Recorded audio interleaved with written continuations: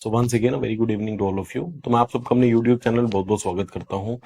तो जैसे हमने लास्ट वीडियो में 1925 तक डिस्कस किया था कि 1925 में किस तरह रहता है, और जो हमने वैसे बात की थी वैसे बात में हमने क्या किया था कि 1905 एक टाइमलाइन रहती है जिसमें पार्टीशन ऑफ बंगाल होता है। उसके बाद से 1917 तक का जो रेजोल्यूशन रहता है, नेशनलिस्ट मूवमेंट रहता है, वो एक रहता है। 1917 के बाद से गांधी जी इंडिया में आ जाते हैं। अंडरस्टूड? ये आप सबने पढ़ा। और गांधी जी के इंडिया में आने के बाद 1922 में नेशनल कोऑपरेशन मूवमेंट होती है, जिसको हम एनसीएम कहते हैं, नॉन कोऑपरेशन मूवमेंट होती है, जिसके तहत एक चोरा चोरी इंसिडेंट होता है फरवरी 1922 में। अब इस फरवरी 1922 में इस इंसिडेंट की वजह से Gandhi ji movement call of कर देते हैं, क्योंकि कई पुलिसमैन मर जाते हैं और जो इनकी पॉलिसी नॉन वायलेंस की होती है, ये उसके अगेंस्ट वायलेंस पॉलिसी बन जाती है। तो ये इंसिडेंट होता है, यहां तक हमने पढ़ा था। और इसके बाद ही 1923 में गांधी जी को अरेस्ट कर लेते हैं।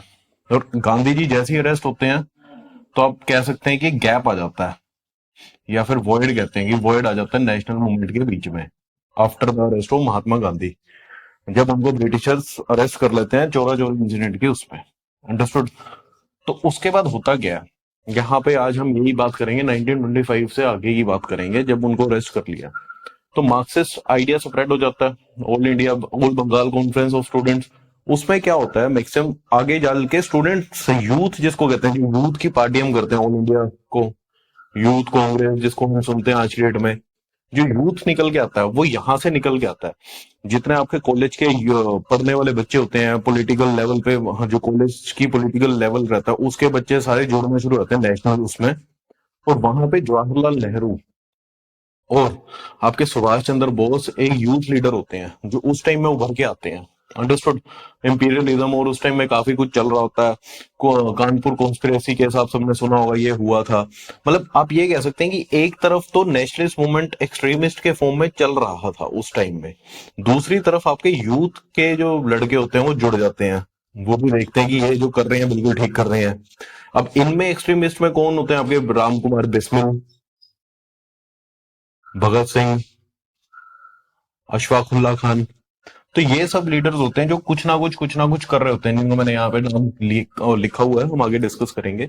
और यूथ में आपके उस टाइम में जो फेमस निकल के आते हैं होते हैं सुभाष चंद्र बोस, जवाहरलाल नेहरू। तो ये लोग इधर निकल के, अब देखा जाए तो ये बेसिकली उस टाइम एक्सट्रीम पोजीशन में अपने चल रहे होते हैं, जो भी करना होता है ये एक्शन ले रहे होते हैं, जो सोचते हैं कर देते हैं। ये अभी उस टाइम में असेस कर रहे होते हैं चीजें, ये असेस की स्टेज में होते हैं कि क्या हो रहा है, क्या होना चाहिए, ये सही है, और क्या मेथड हो सकता है। तो ये सब चीजें उस टाइम में रहती हैं। अंडरस्टूड? एक बेसिक आप सबको क्लियर हो गया होगा। तो उसके बाद क्या होता है, एक स्टेट लेवल पे रिबेलियन शुरू हो जाता है, जैसे यूपी में पीजेंट एजिटेशन होता है, गुजरात में दिल्ली सत्याग्रह होता है, खड़गपुर में स्ट्राइक होती है रेलवे की, टाटा आयरन एंड स्टील जो उस टाइम में बहुत ही बड़ी वो थी जमशेदपुर में, वहां पे स्ट्राइक होती है। बॉम्बे में स्ट्राइक होती है जो अभी 5 महीने चलती है, सबसे बड़ी स्ट्राइक हुई है अब तक की। और उसके बाद से जो आपके यूथ लीडर होते हैं सुभाष चंद्र बोस जी, ये अपना रोल प्ले करना शुरू करते हैं।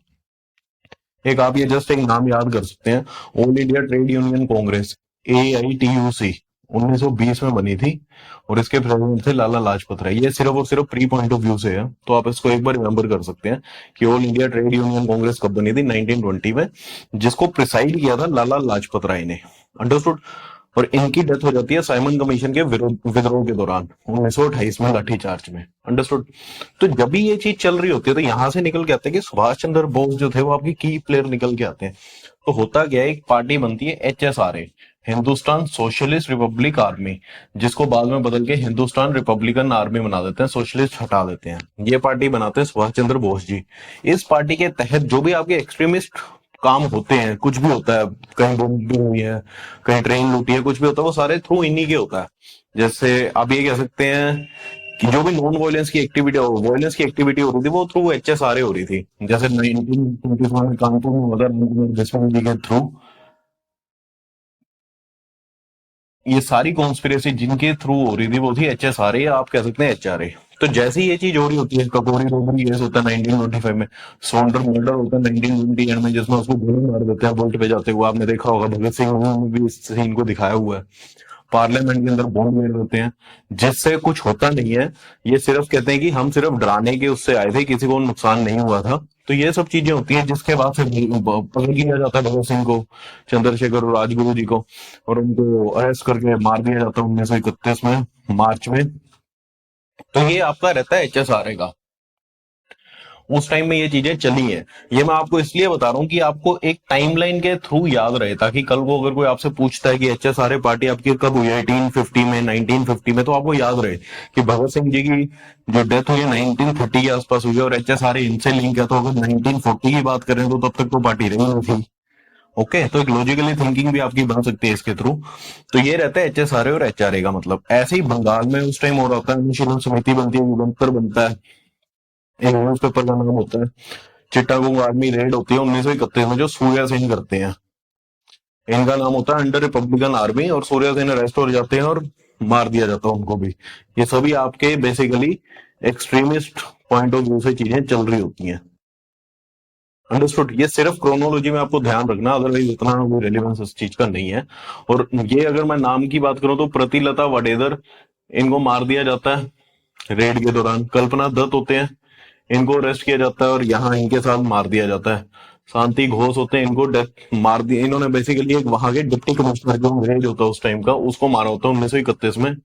और ऐसे एक बीना दास होती हैं, जिन्होंने गवर्नर को पॉइंट ब्लैंक से शूट किया होता है। तो ये सब लीडर काफी वो होते हैं। और ये शूट भी कब किया होता है, जब कॉन्वोकेशन होती है। कॉन्वोकेशन नहीं, जब उनको डिग्री दी जा रही होती है, उस टाइम में बीना दास जी ने मारा होता है। तो ये आपसे पूछ सकते हैं फेमस पर्सनैलिटी का।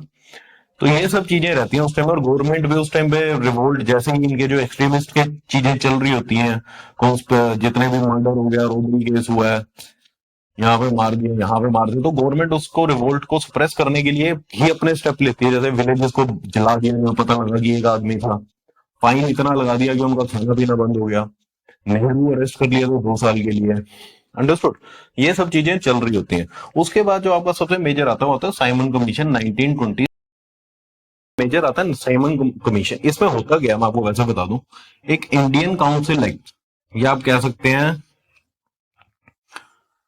इंडियन काउंसिल एक्ट ही कहो, वैसे इस एक्ट को आप वो कहते हैं मॉन्टेक चार्ल्सटन रिफॉर्म, पर इंडियन काउंसिल एक्ट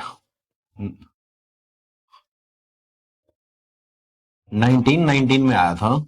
और उस एक्ट में यह कहा था कि इस एक्ट के बाद, इस एक्ट के 10 साल बाद एक कमीशन आएगा जो चेक करेगा कि इस एक्ट में जो जो चीजें दी हुई हैं क्या वो ठीक चल रही हैं।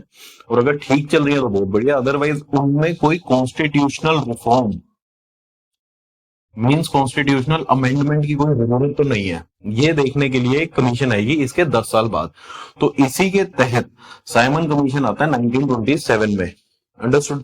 अब जैसे ही आता है तो इनके जो 7 लोग आते हैं, 7 पीपल्स आप कह सकते हैं, अपॉइंट होके जो आते हैं साइमन कमीशन में, वो सभी के सभी इंग्लिश होते हैं। ओके। तो पहली बात तो ये आते हैं, क्या करने आते हैं क्या नहीं करने आते हैं वो अलग चीज है। तो जैसे ही इंग्लिश के होते हैं तो कांग्रेस होगी, और जितनी आपकी नेशनल लेवल की पार्टीज हैं, ये सभी मिलके इसको बॉयकॉट करती हैं। साइमन गो बैक का नारा लगता है, जो हम आज कल भी देखते हैं साइमन गो बैक। वो बेसिकली साइमन कमीशन आती है 1927 में, इसको कहते हैं साइमन गो बैक। इसी के तहत लखनऊ में लाठीचार्ज होता है, जवाहरलाल नेहरू और जीवी पंत जी की बहुत बुरी तरह से लाठियां पड़ती हैं। जो आपके लाला लाजपत राय जी को पंजाब में लाठियां पड़ती हैं इसी के तहत, जिसमें उनकी डेथ हो जाती है। तो ये रहता है साइमन कमीशन का बड़ा ही मेजर, जिसमें आप ये कह सकते हैं कि इनका रिकमेंडेशन क्या थी, इससे पहले बॉयकॉट काफी शुरू हो गया था। अब इन्होंने इसमें रिकमेंड क्या किया था, वो ही चीजें कुछ मेजर थी। पर इस रिकमेंडेशन के अलावा यहाँ पे ही चीजें कुछ ऐसे ही बननी शुरू होगी कि लोगों ने इसका सुना ही नहीं, और विद्रोह बिल्कुल ही, जिसको कहते हैं बॉयकॉट लेवल, नेशनल लेवल पे शुरू हो गया। फॉरेन गुड्स जलाने शुरू कर दिए और ये सब चीजें शुरू होगी। तो इसके बाद इसी चीज में जो सबसे मेजर है, थोड़ा इसमें फोकस रखिएगा, क्योंकि 1927 में साइमन कमीशन आता है, और 1930 से 1932 आपकी राउंड टेबल कॉन्फ्रेंस होती है लंदन में। ओके। जिसको हम कहते हैं गांधी, मतलब आप कह सकते हैं Gandhi Irwin pact. Lord Irwin और गांधी जी के बीच में ही 3 होती हैं, 3 राउंड टेबल कॉन्फ्रेंस। तो ये होती है 1930 में, और साइमन कमीशन आता है 1927 और विद्रोह। तो जो भी चीज होती है इन बिटवीन वो होती है 1927 से 1930 में। अंडरस्टूड यहां तक। अब होता गया, जैसे ही साइमन कमीशन आया, सबसे पहले तो रिवोल्ट हो गया। रिवोल्ट कह सकते हो या आप इसको कह सकते हो रिवोल्ट, बगावत हुई कि सभी इंडियंस हैं। उसके बाद मुस्लिम लीग, बेसिकली उस टाइम में दो लोगों से चल रही होती है, एक आपके मोहम्मद अली जिन्ना और एक आपके मोहम्मद शफी। ये भी बॉयकॉट करते हैं, जबकि ये गवर्नमेंट को सपोर्ट करते हैं।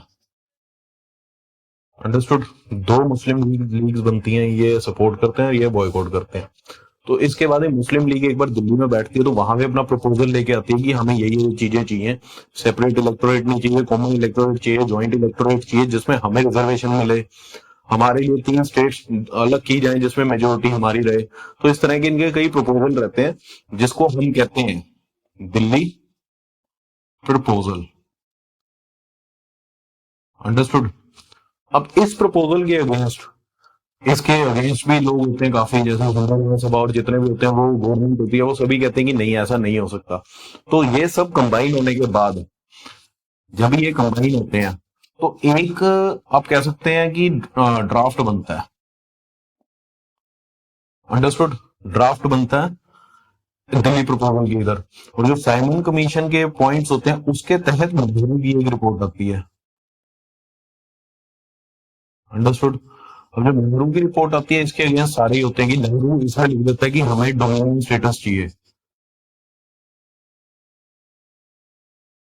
जिसको आपके मुस्लिम लीग भी काट देते हैं, कांग्रेस भी काट देती है, और यूथ के जो लीडर होते हैं वो भी काट देते हैं। अंडरस्टूड। नेहरू की इस रिपोर्ट में डोमिनियन स्टेटस के बाद यहाँ पे कंप्लीट इंडिपेंडेंस का जो है स्लोगन शुरू होता है, पूर्ण स्वराज। अंडरस्टूड। ये क्रोनोलॉजीज की इस तरह से बनती है। नेहरू रिपोर्ट में डोमिनियन स्टेटस की डिमांड होती है, और बाकी जो पार्टीज के लोग होते हैं वो मना कर देते हैं, और पूर्ण स्वराज कंप्लीट इंडिपेंडेंस की डिमांड यहाँ से आगे निकलती है। और दिल्ली दरबार का जो भी रहता है, उसमें जो भी मना होता है, उसके बाद मोहम्मद अली जिन्ना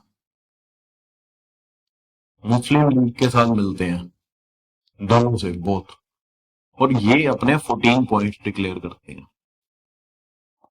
अंडरस्टूड। तो इस चीज में थोड़ा हेक्टिक है और थोड़ा कॉम्प्लेक्स है, पर आपने सिंपल इसको समझना है कि साइमन कमीशन के आने पे 3 चीजें होती हैं। रिबेल होता है, रिबेल के बाद नेहरू अपनी रिपोर्ट देते हैं, और जो ये नेहरू रिपोर्ट देते हैं, ये जो नेहरू होते हैं, ये भी आपके उस टाइम में मोतीलाल नेहरू हैं, नॉट जवाहरलाल नेहरू, मोतीलाल नेहरू। अंडरस्टूड। ये रिपोर्ट देते हैं जिसके फेवर में कोई भी नहीं होता। मुस्लिम लीग दिल्ली प्रपोजल देती है जिसके फेवर में कोई नहीं होता। इसके बाद जिन्ना अपनी 14 पॉइंट्स की रिपोर्ट देता है, जो ये ड्राफ्ट बनाते हैं इसके विद रिस्पेक्ट टू कि ये 14 पॉइंट्स हमारे पूरे कर दो। नेहरू अपनी रिपोर्ट देता है। तो इस चीज में आपसे जो भी पूछा जाएगा, यही पूछा जाएगा नेहरू रिपोर्ट के बारे में, और जिन्नास के 14 पॉइंट, वो भी क्रोनोलॉजी पे, या फिर क्या पॉइंट थे ये। अंडरस्टूड। क्या पॉइंट थी, मैं आपके साथ एक पीडीएफ शेयर कर दूंगा जो डिस्क्रिप्शन बॉक्स में मैं डाल दूंगा। और फिलहाल के लिए आपको यही समझने की जरूरत है कि क्या था और क्या नहीं था, क्योंकि ये थोड़ा हेक्टिक है और थोड़ा ट्रिकी है। तो जस्ट ये मेमोराइज ही आपने करने की क्या होता है। अंडरस्टूड। तो उम्मीद है कि आपको लेक्चर समझ आया होगा। प्लीज वीडियो को लाइक एंड शेयर जरूर कीजिए, और चैनल को सब्सक्राइब करना मत भूलिएगा। और वीडियो में